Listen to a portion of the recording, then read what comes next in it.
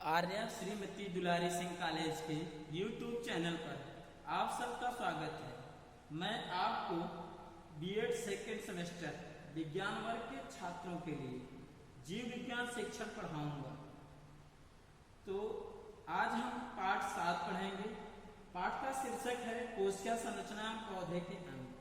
तो पिछले वीडियो में हम आपको इस पाठ में जड़ और जड़ के लक्षण और जड़ की आंतरिक संरचना के बारे में बताए थे।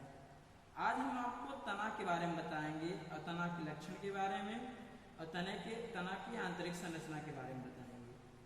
आप सभी को इस लेक्चर में पढ़ाए गए पाठ का नोट्स तैयार करना है। तो चलिए शुरू करते हैं। आज का टॉपिक है तना। तो है आज का पहला टॉपिक स्तंभ या तना यानी स्टेम है क्या। तो पौधे के अक्ष का भ्रूण के ऊपर पाया जाने वाला भाग जो भ्रूण के प्रांकुर से विकसित होता है तना कहलाता है। होता क्या है कि चूंकि जो भ्रूण के नीचे पाया जाने वाला भाग होता है वह तो जड़ कहलाता है। चूंकि पौधे के जो अक्ष के भ्रूण के नीचे पाए जाने वाले भाग जो होते हैं वो जड़ होते हैं और उसी अक्ष के ऊपर पाए जाने वाला जो भाग होता है वह तना कहलाता है। जड़ तो हमने आप बताया था मूलांकुर से विकसित होता है, लेकिन जो तना होता है यह भ्रूण के प्रांकुर से विकसित होता है। तो अब चूंकि होता क्या है कि जैसे जो अक्ष के ऊपर का जितना भी भाग होता है, जो भ्रूण के ऊपर का भाग होता है पूरा प्ररोह कहलाता है और नीचे का भाग जो ऊपर का भाग प्ररोह तंत्र कहलाता है और मृदा के जो नीचे का भाग होता है वो जड़ तंत्र कहलाता है। तो प्ररोह तंत्र में तना होता है, तने पर तना, शाखा, पत्ती, पुष्प, फल ये सब होते हैं। तो जो पौधे के अक्ष का जो ऊपर का भाग होता है मुख्य तना होता है और तने से ही अनेक शाखाएं निकली होती हैं। तने के लक्षण है क्या? Characters of stems. तो तने पर पर्व और पर्व संधियां होती। होता क्या है? पर्व और पर्व संधियां होती क्या है कि तने पर कहीं स्थान पर आप देखते होंगे गांठ होती है जिसे पर्व संधि कहते हैं और जो दो पर्व संधियों के बीच के भाग होते हैं उसे पर्व कहते हैं। अब इसी पर्व संधियों से ही क्या होती है? पत्तियां निकली होती हैं और पत्तियों के झुंड से ही क्या होती हैं? शाखाएं निकली होती हैं। तो तथा प्रत्येक पर्व संधि से पत्तियां निकली होती हैं। तो पर्व संधियों से जो पत्तियां निकली होती हैं और पत्तियां जो तने के साथ कोण बनाती है उसे कक्ष कहते हैं और कक्ष चूंकि कक्ष से ही जो कलिकाएं निकली होती है उसी कलिकाएं से ही शाखाओं का विकास होता है। यानी तने पर पर्व संधियां पाई जाती हैं, पर्व होते हैं, पत्तियां होती हैं, शाखाएं होती हैं, पुष्प होते हैं, फल होते हैं। ये सब तने के लक्षण होते हैं। जड़ में ऐसा नहीं होता। यानी जड़ में न पर्व होते हैं, न पर्व संधियां होती, न पत्तियां होती हैं, न पुष्प, न फल। अब बात करते हैं दूसरी पॉइंट कि तनों में जाइलम और फ्लोएम साथ साथ एक ही अर्धव्यास पर स्थित रहते हैं। होता क्या है कि जो हमने आपको जो जड़ में बताया था कि जड़ में जाइलम और फ्लोएम वह एक दूसरे के भिन्न अर्धव्यास पर यानी एकांतरित एक के अंतर पर एक जो है भिन्न अर्धव्यास पर स्थित होते हैं। लेकिन यहाँ पर क्या होता है? एक ही अर्धव्यास पर साथ साथ जो है जाइलम और फ्लोएम स्थित होते हैं। जिससे हम यहाँ पर अगर आपको देखिए तो यहाँ पर जाइलम है और फ्लोएम तो ऊपर और नीचे यानी कहने में एक ही अर्धव्यास पर और साथ साथ। लेकिन उसमें हमने आपको दिखाया था एक आंतरिक भिन्न भिन्न अर्धव्यास पर उपस्थित थे जड़ों में। अब तनों में जाइलम इंडार्क होता है। क्योंकि जड़ में हमने आपको दिखाया था कि जो जाइलम होते हैं वह एक्सार्क होते थे। यानी कहने में प्रोटोजाइलम जो था वो परिध की ओर था और मेटाजाइलम जो होते हैं उसमें केंद्र की ओर दिखाया था। लेकिन यहाँ पर क्या होता है कि जो प्रोटोजाइलम होते हैं वो केंद्र की ओर होते हैं। यानी कहने में जो जाइलम का निर्माण होता है केंद्र भाग में होता है और मेटाजाइलम कहाँ होते हैं? वो परिध की ओर स्थित होते हैं, जस्ट अपोजिट होता है। तो तने के लक्षण में आपको मिला कि अच्छा और भी क्या होते हैं जो तने होते हैं। आप इसे थोड़ा सा और समझ लीजिए कि जड़ों में हमने आपको बताया था कि एक कोष के मोडम होते हैं, लेकिन तनों में क्या होते हैं कि इसमें बहुकोष के रोम पाए जाते हैं। तनों पर जो होते हैं बहुकोष की रोम उपस्थित होते हैं। आपको सूट हेयर यहाँ पर दिखाए हैं। तो यह सब तो तने के लक्षण हो गए, यानी स्तंभ है तना। अब आपको हम दिखाएंगे द्विबीजपत्री तने की आंतरिक रचना। चूंकि तना में भी आप द्विबीजपत्री पौधे के तने की आंतरिक रचना और एक बीजपत्री तने की आंतरिक संरचना के बारे में आपको इसमें बताएंगे। तो पहले आप द्विबीजपत्री तने की आंतरिक संरचना के बारे में पढ़िए। तो यहाँ पर सूर्यमुखी के तने की आंतरिक संरचना हम आपको दिखाएंगे। तो जब आप सूर्यमुखी के तने की अनुप्रस्थ काट काटेंगे, अनुप्रस्थ काट काट करके सूक्ष्मदर्शी द्वारा अध्ययन करते हैं तो ये देखते हैं कि इसमें सबसे बाहर की ओर कोशिकाओं की एक हरी परत पाई जाती है जिसे एपिडर्मिस या बाह्य त्वचा कहते हैं। अब इसी एपिडर्मिस पर जो है क्यूटिकल की परत होती है, यानी एक और परत होती है जिसे उपत्वचा कहते हैं या क्यूटिकल कहते हैं, लेकिन जड़ों में हमने आपको क्यूटिकल नहीं दिखाया था।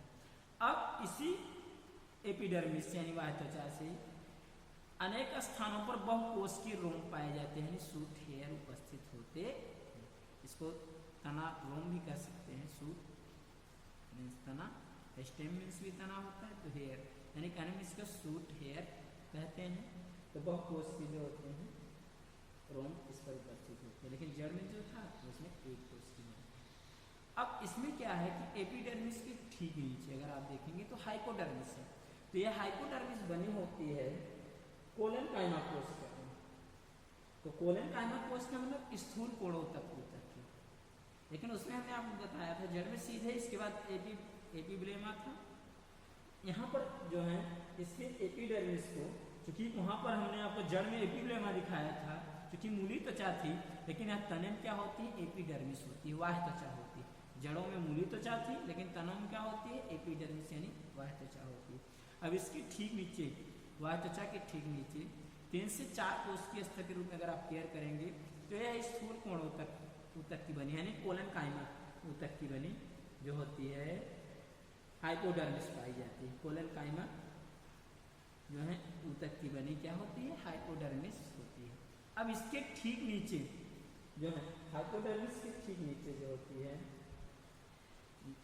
जो है कार्टेक्स पाई जाती है। तो यह कार्टेक्स जो होती है मृदुतक की कोशिकाओं की बनी होती है।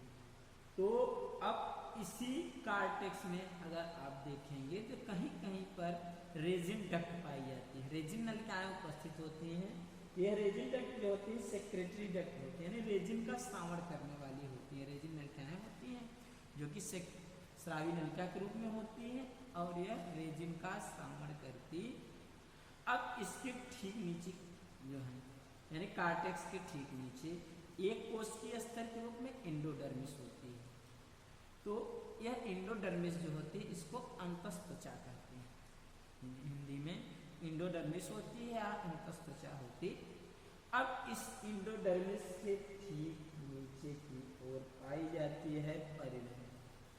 तो परिरंध्र में 2 प्रकार के ऊतक की कोशिकाएं होती है।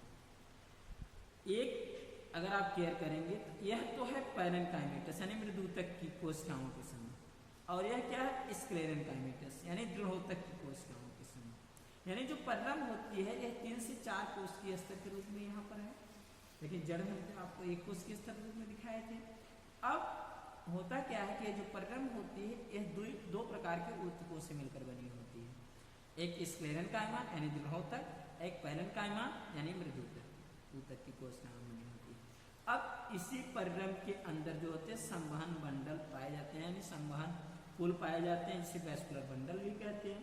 अगर आप केयर करिएगा तो जो वैस्कुलर बंडल होते हैं इसमें पहले देखिए फ्लोएम दिखाए हैं, फ्लोएम के बाद जाइलम दिखाए हैं, फिर फ्लोएम के बाद कैम्बियम दिखाए हैं, फिर कैम्बियम के बाद फिर जाइलम कोशिकाएं दिखाए हैं।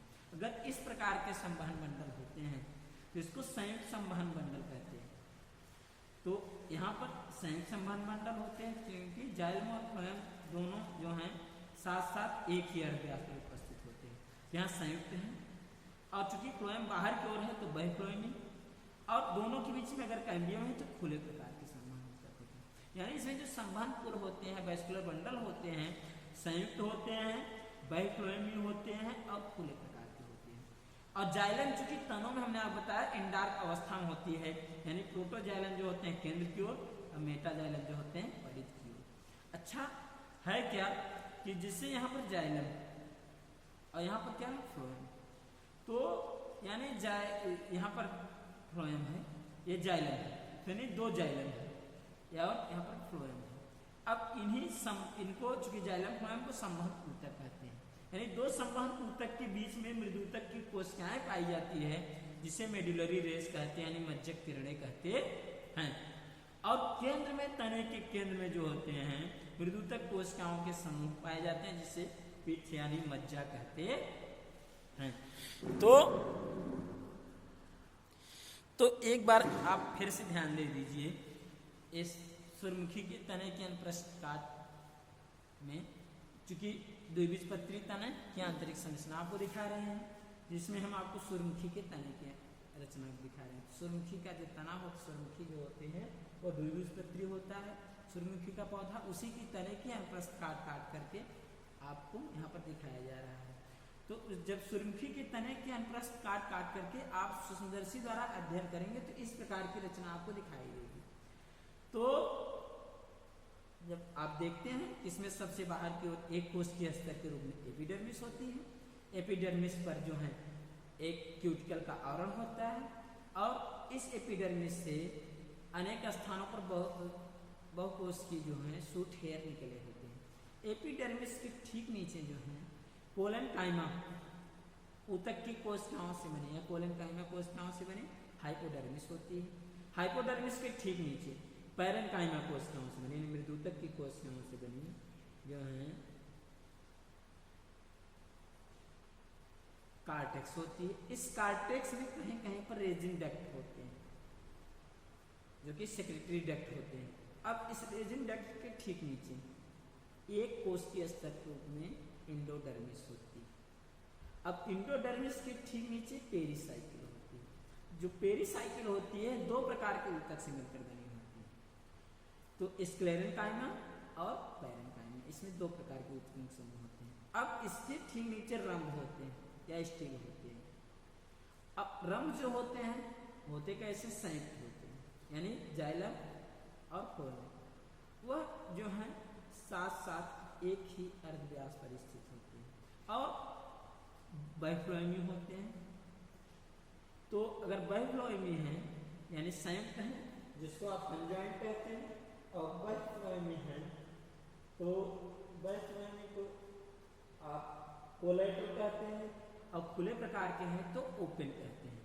तो संयुक्त है यानी जो है कंजॉइंट है, और बाइफ्लोएमी है तो बाइफ्लोएमी को आप कहें कि कोलेटरल यानी कंजॉइंट, कोलेटरल, और खुले प्रकार का है ओपन। क्योंकि दोनों के बीच में जाइलम और फ्लोएम के बीच कैम्बियम है, तो इसलिए इसको खुले प्रकार के संबंधित है। और जाइलम की जो अवस्था होती है इंडार्क अवस्था होती है, यानी जो जाइलम निर्माण होता है उसका निर्माण केंद्र की ओर होता है और परिध की ओर चूंकि खिसकते हैं मैच्योर होकर के, तो यानी प्रोटोजाइलम केंद्र की ओर और मेटाजाइलम परिध की ओर।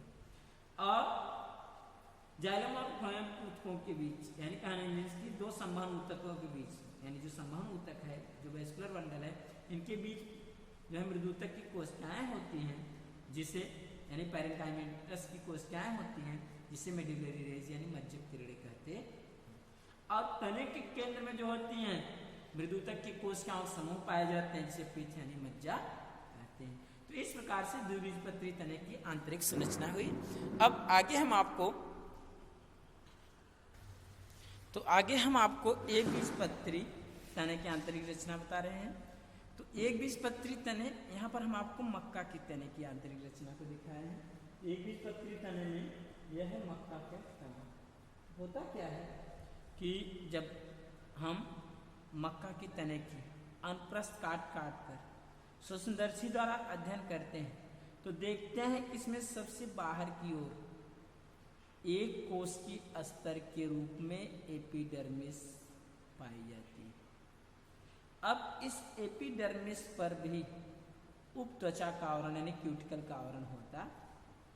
अब इस एपिडर्मिस के ठीक नीचे की ओर, तो ठीक नीचे की ओर अगर आप देख रहे हैं तो 2 से 3 कोशिकीय स्तर के रूप में स्क्लेरेनकाइमा ऊतक की कोशिकाओं से बनी, यहाँ पर अगर आप केयर करेंगे तो हाइपोडर्मिस होती है। तो यह क्या है, हाइपोडर्मिस। हाइपोडर्मिस। अब इस हाइपोडर्मिस की ठीक नीचे पूरा केंद्र तक फैला हुआ मृदु ऊतक की कोशिकाएं होती हैं, यानी पैरेन्काइमा ऊतक की कोशिकाएं होती हैं, जिसे ग्राउंड टिश्यू यानी भरण ऊतक कहते हैं। अब इस भरण ऊतक में अगर आप देखेंगे तो अनेक जो हैं संवहन ऊतक यानी वैस्कुलर बंडल जो होते हैं वह इसमें छितरे रहते हैं। यह भी वैस्कुलर बंडल है, यह भी है वैस्कुलर बंडल, यह भी है वैस्कुलर बंडल और यह भी वैस्कुलर बंडल।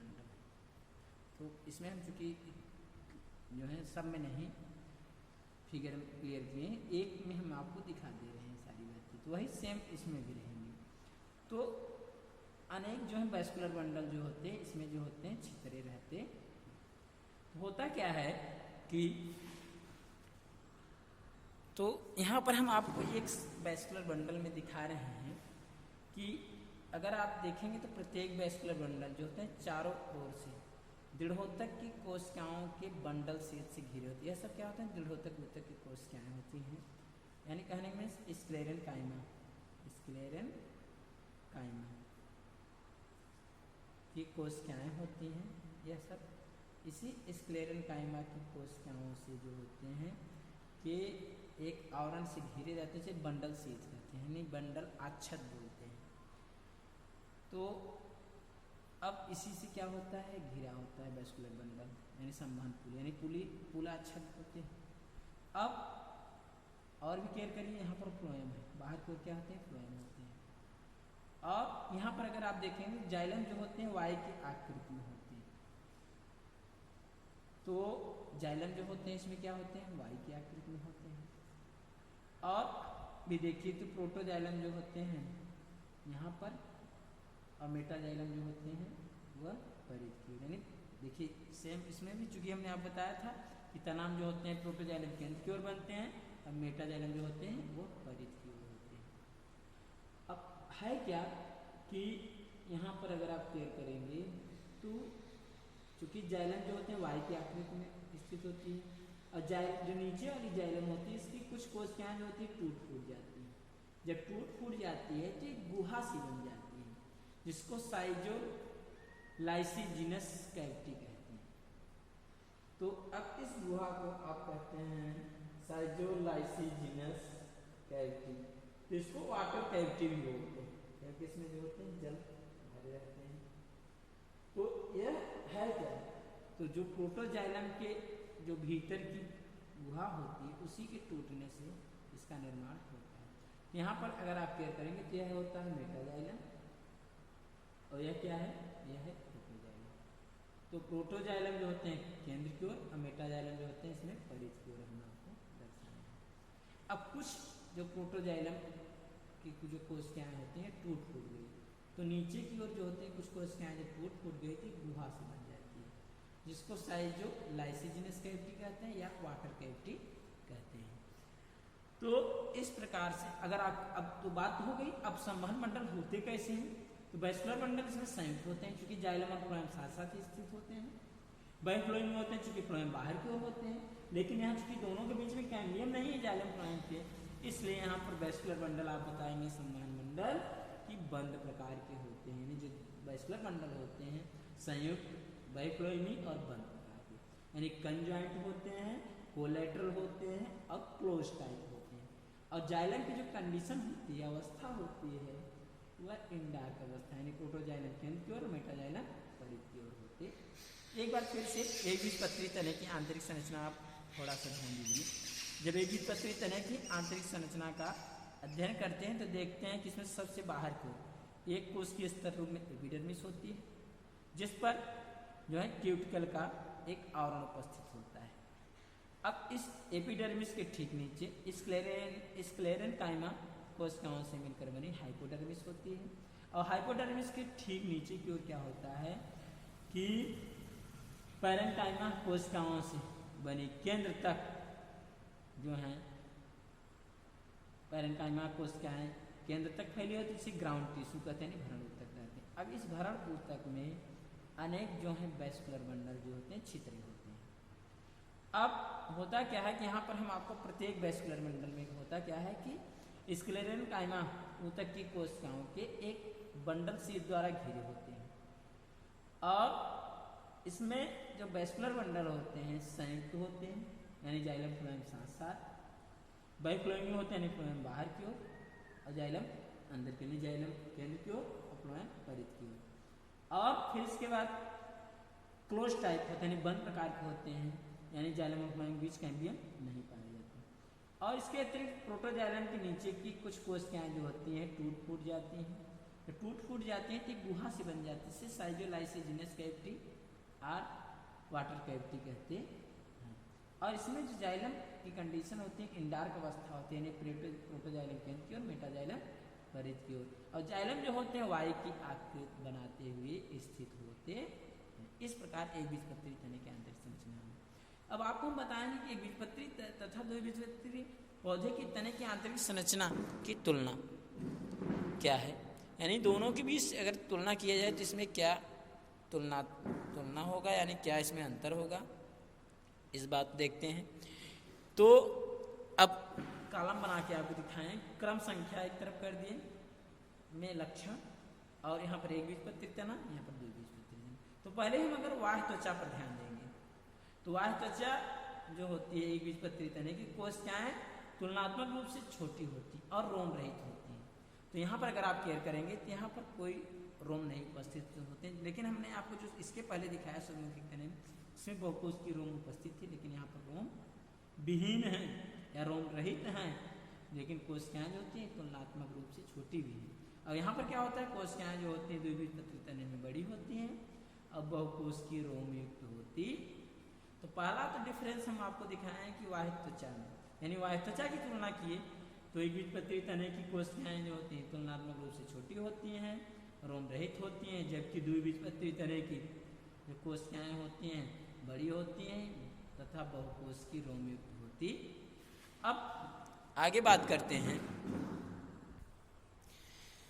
दूसरे पॉइंट पे ध्यान देते हैं, एक बीजपत्री और द्विबीजपत्री पौधे की तने की आंतरिक संरचना की तुलना में जो अधस त्वचा होती है दृढ़ोतक की बनी होती है। एक बीजपत्री तने में अभी हमने आप बताया स्क्लेरन कायमा की बनी होती है, लेकिन इसके पहले जो द्विबीजपत्री दिखाए थे प्राय स्थूल कोणोतक की बनी होती है, यानी कोलन कायमा की बनी होती। और अब बात करते हैं आगे, बलकुट जो होते हैं कार्टेक्स, चूंकि जो है एक बीजपत्री में अनुपस्थित, चूंकि हमने सीधा दिखाया कि क्या होते हैं ग्राउंड टिश्यू होती है, यानी भरण ऊतक होते हैं एक बीजपत्री तने में, लेकिन जो द्विबीजपत्री तना था उसमें बलकुट यानी कार्टेक्स उपस्थित होते हैं। अंतस त्वचा की बात करते हैं, इंडोडर्मिस की बात, इंडोडर्मिस चूंकि एक बीजपत्री तने में अनुपस्थित होते हैं, चूंकि पूरा ग्राउंड टिश्यू भरा है, और एंडोडर्मिस उपस्थित होते हैं। परिरम यानी पेरिसाइकिल भी अनुपस्थित है, यहाँ पर पेरिसाइकिल उपस्थित है। मज्जा किरणें यानी मेडुलरी रेस की बात करते हैं तो एक बीजपत्री तने में जो होते हैं अनुपस्थित होते हैं और द्विबीजपत्री तने में उपस्थित हैं। मज्जा यानी पित्त की बात करते हैं, हमने आपको दिखाया था कि पित्त जो होते हैं क्योंकि एक बीजपत्री तने में नहीं मिला, लेकिन द्विबीजपत्री तने में पित्त उपस्थित थे। संवहन पुल यानी वैस्कुलर बंडल की बात करते हैं तो एक बीजपत्री तने में हमने आपको बिखरे हुए दिखाया वैस्कुलर बंडल, लेकिन जो द्विबीजपत्री तने होते हैं उसमें वलय में थे, यानी घेरा में उपस्थित होते हैं वैस्कुलर बंडल। आगे की बात कि जो संवहन पुल होते हैं संयुक्त होते हैं, वायफ्लोएमी कहिए चाहे बाइफ्लोएमी कहिए, तथा बंद होते हैं, बाइफ्लोएमी होते हैं और बंद प्रकार के होते हैं। लेकिन यहाँ पर अगर आप देखेंगे कि द्विबीजपत्री तने में चूंकि संयुक्त भी होते हैं, बाइफ्लोएमी भी होते हैं, उभयफ्लोएमी भी होते हैं और खुले प्रकार के होते हैं। जो द्विबीजपत्री तने होते हैं उसमें चूंकि संयुक्त भी होते हैं और बाइफ्लोएमी भी होते हैं, बाइफ्लोएमी या उभयतः फ्लोएमी भी होते हैं। चूंकि यहाँ पर हमने आपको जो सूर्यमुखी के तने दिखाए थे उसमें बाइफ्लोएमी था, तो उभय या उभय फ्लोएमी किसी किसी तने में उभय फ्लोएमी भी पाए जाते तो और खुले प्रकार के होते हैं, लेकिन जो एक बीजपत्री तने में वो बंद प्रकार के। आकार की बात करते हैं, इसमें संवहन पुल जो होते हैं आकार में असमान प्रकार के होते हैं, लेकिन जो संवहन पुल होते हैं, चूंकि होता क्या है एक बीजपत्री तने में, जो हमने आपको परिध की ओर दिखाए थे वो छोटे थे वेस्कुलर बंडल, लेकिन जो केंद्र की ओर थे वो बड़े थे। और यहाँ पर आकार में क्या होता है, समान प्रकार के वेस्कुलर बंडल होते हैं। अब संवहन पुल जो होते हैं अंडाकार रचना में आपको एक बीजपत्री तने देखें, लेकिन संवहन पुल जो होते हैं वेज के आकार के होते हैं द्विबीजपत्री तने में। अब इसमें जाइलम जो होते हैं वाई के आकार के होते हैं, लेकिन जाइलम कैसे थे, अरे उपस्थित थे, यानी त्रिज्याओं में उपस्थित थे। अब द्वितीयक वृद्धि की बात करते हैं तो एक बीजपत्री तने में द्वितीयक वृद्धि अनुपस्थित होती है, लेकिन द्विबीजपत्री तने में द्वितीयक वृद्धि जो होती है उपस्थित होती। इस प्रकार से हम आपको एक बीजपत्री और द्विबीजपत्री पौधे के तने की आंतरिक संरचना का तुलना किए। तो आज हम आपको तना के लक्षण के बारे में बताए, और द्विबीजपत्री तना की आंतरिक संरचना और एक बीजपत्री तना की आंतरिक संरचना के बारे में बताए, तथा एक बीजपत्री और द्विबीजपत्री पौधे के तने की आंतरिक संरचना की तुलना भी बताए। तो आशा करते हैं आज का यह वीडियो आपको समझ में आया होगा और अच्छे से आप इसको जो है तैयार कर लेंगे। तो अगले वीडियो में हम आपको पत्ती के बारे में बताएंगे। तब तक के लिए धन्यवाद।